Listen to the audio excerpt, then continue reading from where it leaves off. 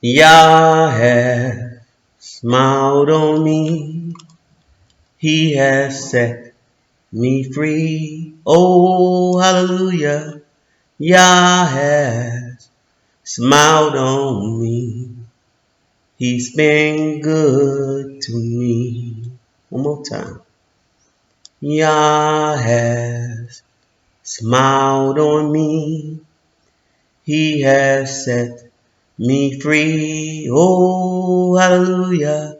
Yah has smiled on me. He's been good. So good. So good to me. All right, family. How you doing today? This is Kayada Wan. I'm coming to you today. I just uh, I just wanted to talk to you about the banks felon, because I know that's a lot of concern for a lot of people. I have a friend named Deacon Joshua. You out there, brother? He was really concerned. So, I thought maybe I would speak on it a little bit to give people a clearer understanding of what's going on. Um, Now, in order for me to talk about this, first you got to get a brief history. Now, the history is basically we're gonna start with 2008. I'm gonna try to not make this boring, but I'm gonna try to give you a little excitement, and I'm gonna make brief points, and I'm not gonna go so much into detail. You can do your own studying, if you want. I just want you to have a greater understanding, as my brothers and sisters out there, of what's going on, so you don't have these fears but you have a understanding. So it's always going to start with Dodd-Frank. The Dodd-Frank Act back in 2008 after the collapse of the economy with Obama. Once Obama signed the act into place with the banks after the bailout of the banks. Now the Dodd-Frank Act, in simpler form, put stricter rules on the banks. Made a lower what we call a asset rate for like a bank make a billion make had to have at least with at least $1 billion assets. Any bank with at least $1 billion asset uh, had to be part of the Dodd-Frank law. So back when Trump, that's when Obama came in. The Dodd-Frank law was imposed on any bank with at least 50 billion in asset. That's the base way to put it. And it was stricter. It was oversight of the bank. Um, it was just a lot of laws that the smaller banks felt like it was inconvenient for them, and it was costly, and it was causing them more harm than it was helping them. Now that's the bank perspective of it. Of course, they're gonna any money they want to keep every penny that they got. Uh, but the law was enacted, the Dodd-Frank law. So that's the brief history. So you got to understand that it has to go back, starts with the Dodd-Frank in 2008. Now, moving forward today, in 2018, when Trump came in, he rolled back the law. Now, what was the major important thing that caused the bank failures, the SVB and the Signature Bank failure? Is that when he rolled back one of the things he rolled back in the law was that now if you were a $50 billion bank in asset, you did not have to follow the Dodd-Frank laws. You didn't have stricter regulation. He moved it all the way up to 250 billion in assets. So if you were a bank that had 240 billion in asset, you didn't have to follow the Dodd-Frank law. Now you understand? That's simply what happened. You were pulled out of the Dodd-Frank law. You didn't have oversight no more by the government. You can kind of do what you want to do. You could fail. Now, why did they do that? They did that because the smaller banks did not feel like that if they fail, that they will have a systematic effect on the system of banking. Like if they fail, okay, they fail. They don't want to be part of the Dodd-Frank Act. The Dodd-Frank Act basically was telling everybody in the banks that they were too big to fail. So since you are too big to fail, we're going to have these laws imposed on you. That's the best way to put it, brothers and sisters. But the smaller banks said, well, we're not too big to fail. You know, we think it should be increased to banks with assets of 250 billion, not 50 billion like Obama had, and they did. They rolled back the regulations, and that's what the SVB Bank. See now, if you look up the SVB Bank assets, you're going to see that it's 209 billion. It's under the 250. You look up the Signature Bank, you're going to see that it's 110 billion. So they don't fall under the Dodd-Frank law where it was oversight and things like that. Now they did have FDIC insurance, um, uh, but it didn't cover the assets. Now what do you mean? You insure it and it's not covered. Now the reason why the bank that they weren't covered is because the FDIC only insured the deposits of the bankers. Meaning, if you're an account holder, they will insure up to 250,000 in your account. Anything after that, the bank itself will have to liquidate or sell or replace the money. But the federal government would give them 250,000 per customer, per account. So if you got 251,000 in your account, and the bank failed, the government would give you 250,000. That 1,000, the bank itself, using its other assets, will have to pay you back that 1,000. Now that could include going to court, if they file bankruptcy and stuff like that. But you are guaranteed that 250,000 that's in your account. So that basically kind of explains to you FDIC and how it works. You know, there's other aspects to it where you can put 100 million, but that's and it still fall up under it. So basically, the FDIC don't cover if the bank invests in stocks or the market or where actually they take your money and they actually do.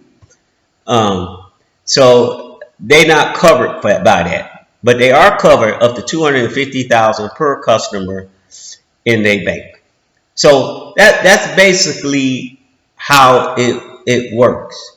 So you got to understand that that is what happened. Trump rolled it back, and rolling it back, he increased that banks can have up to 250 billion assets. FVP had only 209, Signature had only 110. So they didn't have any oversight. Now, what made the banks fail? They had no oversight. Now, another part of it that most people don't talk about is the interest rate. You have to remember the interest rate was at 0% for a while after Obama took over. And the Feds are increasing the interest rate right now. This is another reason why SVB Bank and Signature Bank failed. So at the time, if you invest in the bonds or the securities, which were at a low yield at the time, which it wasn't really low, it was actually profitable if you at zero and it's at 1.5 or 1.6, you're actually making 1.5 or 1.6 of profit in your bond every year. And if you have billions in there, that's a lot of money. That's a lot of profit. So the SVB did a lot of their money in securities, so they wanted to be secure. It wasn't so risky for them. So, but what happens when you increase it? The Feds increased the interest rate. So now the interest rate is close to 4 or 5, I believe. So and remember, it was zero. So now you start to losing money because you were making a profit off of 1.5 and you stay at 1.5 where the other banks are up to 4. So they're making a lot more money than you. You know, and now you're losing money. So that's another reason why the SVB Bank and the Signature Bank closed. It was due to poor management and how they invested their money. To be truthful, it's how they invested their money. Poor management.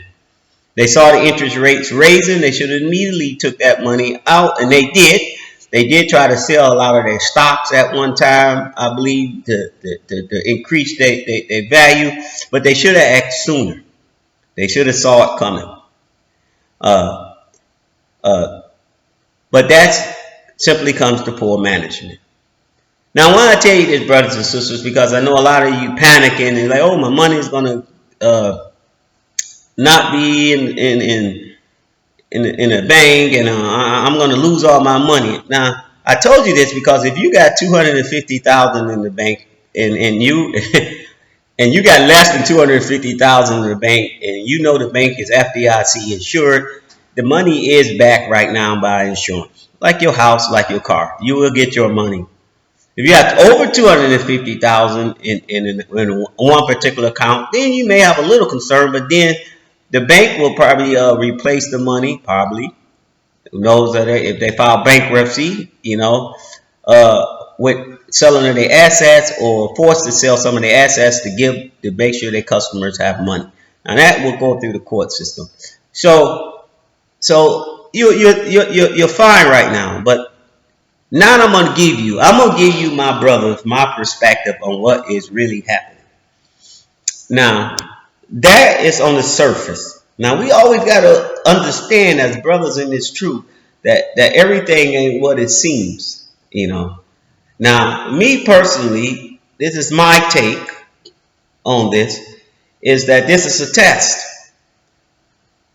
These banks, these smaller banks, need to get in line with FDIC, and they need to get back in this program when they change over to the digital dollar.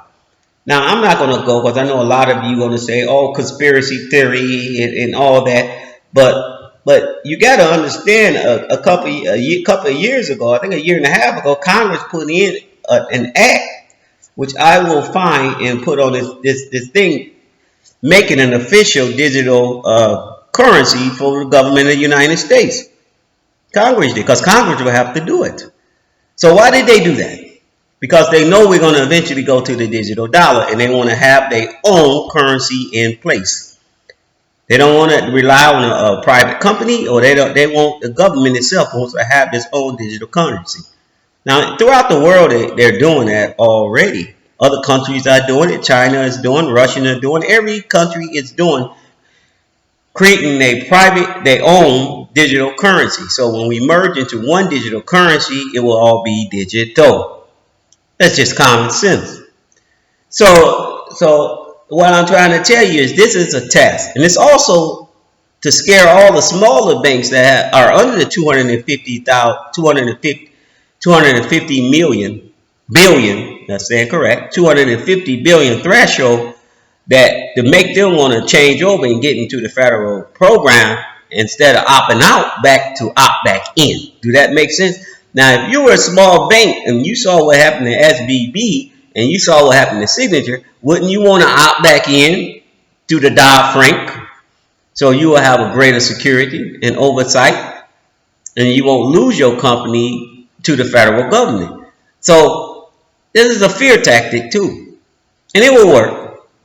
Most of all these small banks, just like Biden got on TV, said that he's taking care of it and everything secure. Yeah, what he's telling you is they scared enough to fall into the Dodd-Frank system to go back into it, because the bank have an option to opt in, opt out. So basically he's saying they opting in, they understand what's going on, and the only way they're going to keep this, they opt in, is if they be part of the FDIC and they opt in under the Dodd-Frank oversight and regulation. They need that to complete a whole packet to create the digital dollar. You can't be independent out there. They don't like independent. They like to have their thumb on everything. And if I was like them, and if I was in control, honestly, I would want the same thing. I know they're wicked, but that's just fact. I would want the same thing. So I'm not trying to bore you guys. I just want y'all to get an understanding. So these two banks that failed, Signature and SVB, was due because they didn't have no oversight, and they wasn't under Dodd-Frank. Now this is going to scare the rest of the smaller banks under the 250 billion to fall up under it. That's their objective. Now this is all part of creating a one system. I'm not speaking conspiracy. You just got to read and understand what they're doing. And if someone tell you it's conspiracy, there's conspiracy. Conspiracy is just partial truth. Some people just take it too far, but there's some truth in every conspiracy. So what I'm trying to tell you is, don't panic. This is a test. This is more to scare the banks than to scare you. The smaller banks under the 50 billion asset threshold. So what you got to understand is ever since 2008, family, ever since they've been creating what they call quantitative easing. That's printing money. The people say it's printing money, but it's not necessarily printing money. So when someone say quantitative easing, uh, let me give you a definition of quantitative easing, because I don't like when people say things and don't give me a meaning. Quantitative easing is like it's a monetary policy. Action where the central bank purchases large amounts of government bonds and other financial assets in order to stimulate the economy. So it's sort of like pumping money into the economy. And the only way you can pump money into economy is by printing more money. So that's why when people say quantitative easing is like printing money, because when they say, well, we're going to create more bonds, so we're going to create more money. And who does this? Your question now should be, who is doing this? No, then that's the central bank. I told you the central bank. Who's the central bank? My thing is, when I ask stuff, you get a full understanding. And now the fact that the central bank in America is the Federal Reserve. So think about that. So the Federal Reserve pump more money into the system, and that in turn a lot of times lowers the interest rate, and then there's more money out there, more supply and demand. And the banks are more willing to loan you money because they have more money to loan you. The interest rate is low, and blah blah blah blah. So that's kind of a clearer understanding of quantitative easing. Now, quantitative easing been done 4 times since the year 2008. 4 times. The last one was during the COVID era. 3 under President Obama. Quantitative easing 1, quantitative easing 2, 3, and 4. And this is why our debt ratio is so high, because we constantly printing money, and we're not backing it by much of anything. Now, most people say, well, it should be backed by gold. And I'm going to tell you, we have gold, but we don't have as much gold as money that we're printing. But America also have other assets. They have the military weaponry, they have military sales, they have commodities. So it's not just by gold that is backed up. It's also backed up by commodities as well. That's what people don't understand. Our war machine, that's why they pump so much money into our war machine. Our ability to manpower, even manpower is evaluated in our net worth as a country. So it's more than just one thing. It's more than just gold. Like some countries have a lot of oil or a lot of gold or a lot of diamonds, but it's their commodities as well. It's a whole package. So when they say money is just backed by gold, no, it's backed by other things too. So that brings me to, now I hope that you have, my brothers and sisters, you have a better understanding of what's going on in the banking system right now.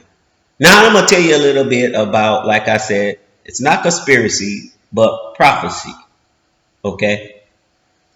Eventually the banks will shut down once they have the digital dollar. Now, why is that important? Why is it important that you got, once they all on the same music, put it that way? Because they have to do a reset. And I'm not going to go on. I know there's a lot of people out there talking about the great reset. There's going to be reset. They're telling you the truth. People don't repeat nothing. They're getting you prepared mentally for it. Honestly, I think they want you to know. That's why they let so much of it go out there, because they want you to know as an individual. So when it happens, you're not sitting there dumbfounded. And now you can say, oh, with conspiracy, but then you're going to say, yeah, I heard. Maybe I should have prepared for it. The government do a lot of things they want you to know. They leak it on purpose. So for a lot of you out there, and you saying this conspiracy theory, you believe what you want. It's going to happen. And if you think about it economically, it makes sense. Why do you need paper money? It's expensive. You have to create it. It's harder to track. I mean, digital money has all the upsides and none of the downs. So if you just think logically, you would see that that is the route they're going to go. It's sort of like when the military went paperless. A lot of people were upset that they're going paperless and this and that, but they've been paperless for a long time. They saved a lot of money. You get your records faster. Everything is digital. They're going to do the same thing with the monetary money. That's just common sense. So what do? You prepare, because having digital money, they will have full control of where your money is, how you spend it in a sense, and that's going to be hard not to stop. That's where most people say the mark of the beast come in at. You know, they ain't going to be able to buy or sell. The Bible doesn't lie. So how do you help prevent that? How do you, besides following the Most High and doing His will, everybody always say these things are going to happen. So I'm going to give you a somewhat idea of what you can do to help prevent it to the best of your ability. And one of those things is buy tangibles, solid things. You know, people say store away food and they say store away water and this, but you're going to run out like everybody. And you're going to eventually have to go back into the marketplace. And the marketplace is going to be digital. Now, some of the things you can do as separate communities is that y'all can create trading routes, or you can create trading mechanisms like farming. Somebody farm this, another guy farm this, and y'all can start now creating trading. That's hard to do in the United States because that's why they don't like. That's why they control the water. That's why they control everything, because they don't want you to do that, because it's hard to control you if you have the necessary tangibles or the natural resources you need and you don't have to go to the government. That's why they like to be able to turn your power off. That's why they like to be able to give you your water. That's why they like to be able to determine how much feed and how much you can plant. It's called controlling the environment to control the dollar. Now, I always tell people on my channel, and I'm not going to go into it, you're going to have to get into an environment where you can do that, where you can sustain yourself on your own without necessarily the government being involved. Unfortunately, that is very difficult to do in the Western countries. They have designed it that you depend on government. That's just their design. That's why I always recommend you go to countries outside the United States, and if you wanted to self-sustain yourself, Black Americans and my brothers and sisters, you just come home. Come back home. You can buy you some land in any country in Africa, and you can start your own self-sustainment and create a trade mechanism within communities around you without relying on the government at all. That's the key. If you need power, you can use solar power. If you need water, you can use a borehole. You make your own water. You pull your own water from the earth. You power it by the sun, solar panels, solar generators, solar lights.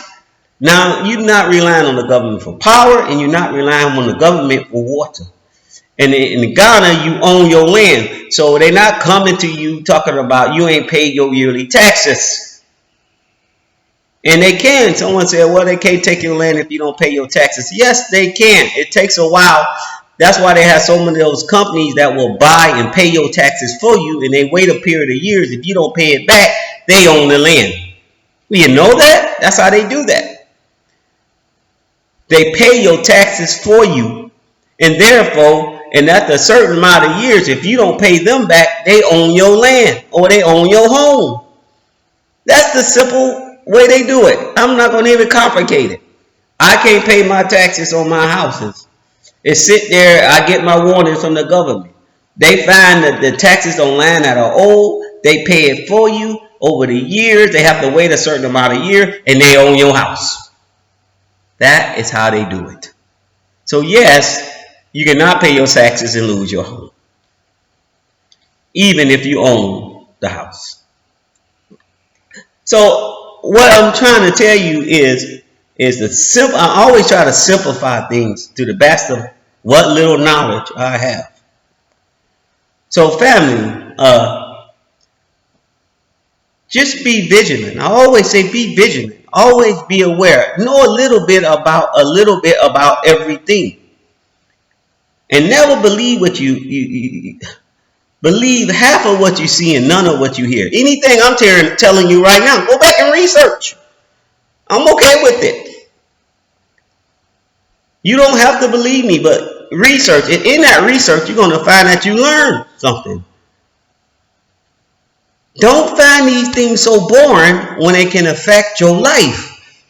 Everything that you learn don't have to be exciting, my brothers and sisters. I think that's a lot. I think that's one of the problems our people have. We want everything to be exciting that we do. We want everything that wants to be fun. Some things are just not fun. Some things you just need to learn for survival.